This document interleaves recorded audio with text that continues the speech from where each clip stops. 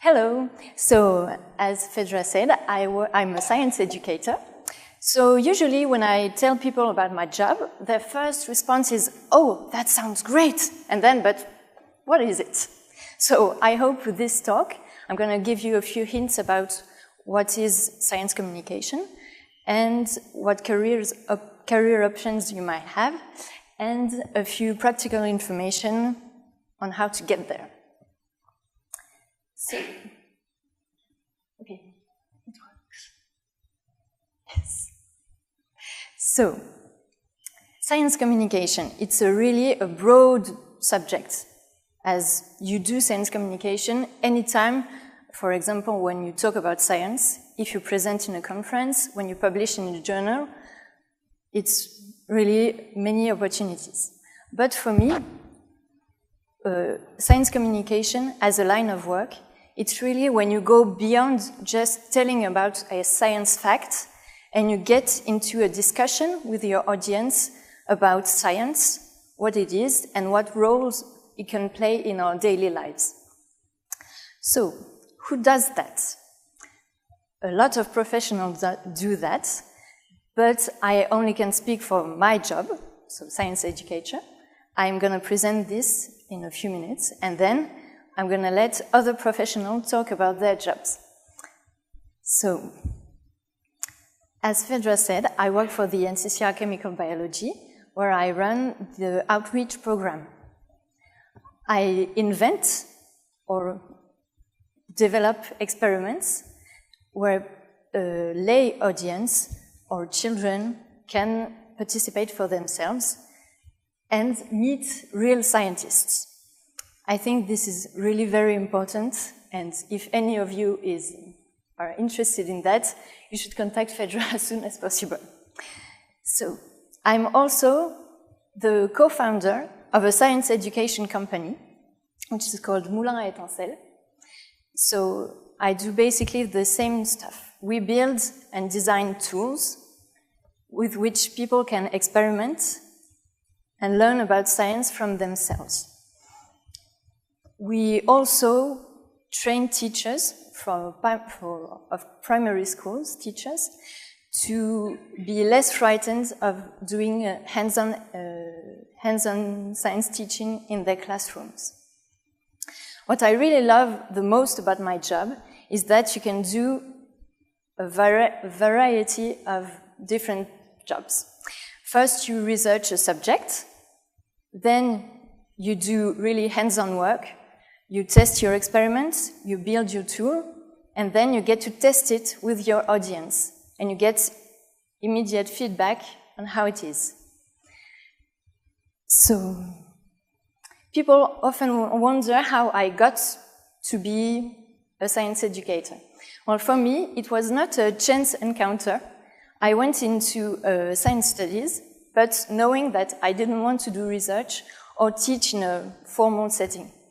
So after a BSc in biology, I did a master's degree in science communication, and where I could think about what it meant to do science communication, and I could really find my spot. So that's it about me. I'm going to let other people talk about their jobs, if it works.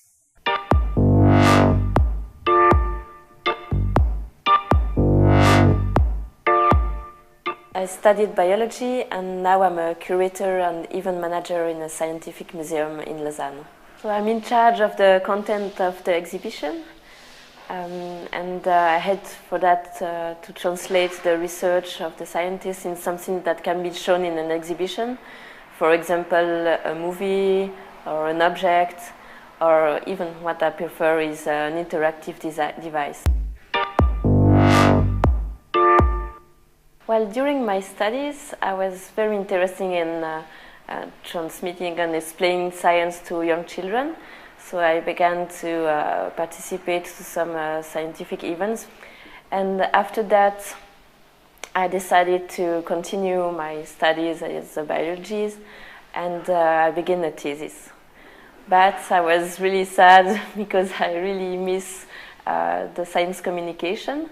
So I decided to find a way to practice these science communications. During my thesis, I spent like 1 hour per week trying to make guided tour or animation here in the museum. In my job, what I really like is to meet the scientists and to find a way to translate their research in something that can be understood by all the people. As we create only thematic exhibition, every year I learn a lot about the topic. For example, we had exhibition about skin, about aging, consciousness. So everywhere I have to read a lot about this research, and it's really interesting. Keep in touch with the people who work in this field and take all the opportunity to practice.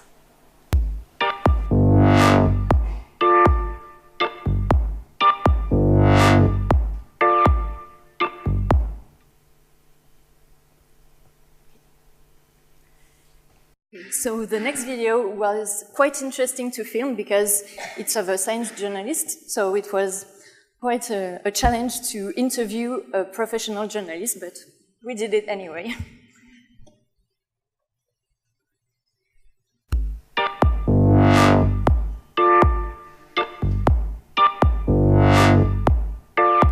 I'm a science journalist and I work at the Swiss National Radio in a daily science broadcast. So every day, or almost every day, I make a report and then I present it on the radio. I was a student in Lausanne and I was passionate by astronomy. So I started to work in Chile, looking for some extrasolar planets. And I figured out there that astronomy today, research in astronomy today, was mainly computer science. So you lose totally the contact with the sky. You just have computer screens in front of you making calculations, but you don't have this contact with galaxies, nebulas, and so on.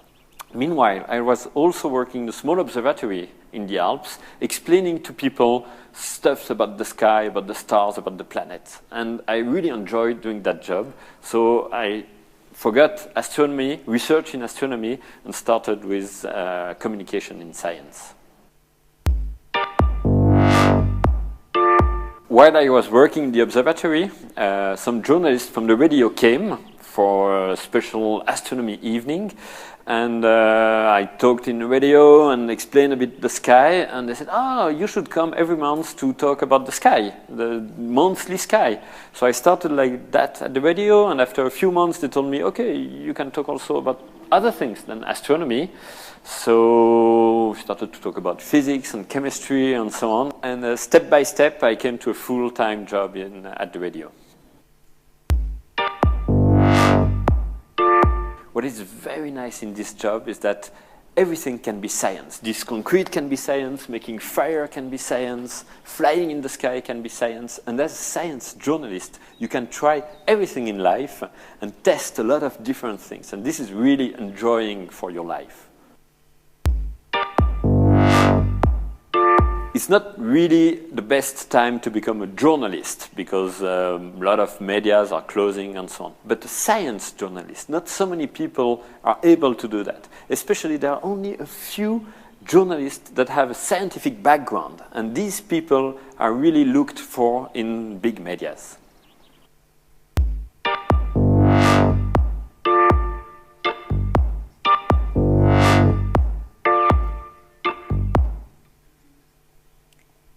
And I think if you were here at the whole conference, I think you might recognize the next interviewee.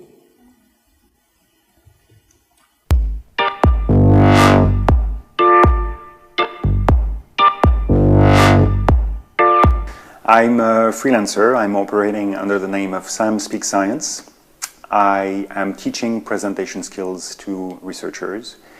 It takes the form of workshops that I do for master's students or PhD students, or coaching with senior postdocs or young professors who are doing job interviews or going to Brussels, for example, to get European funding. I have a PhD in neuroscience. I did 2 postdocs.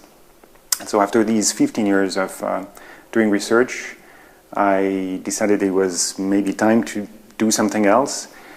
In the meantime, I had acquired experience with the TEDx Lausanne conference, coaching speakers, and working on the philosophy of sharing ideas, sharing knowledge. And I've also done 10 years of improvised comedy. I'm still performing improvised comedy. And so I combine all of these skills into doing communication of science. Open up, look around, and acquire as many skills as possible to prepare yourself for the future profession that you will have. And so if you are interested in science communication, do internships, get involved in programs around science communication.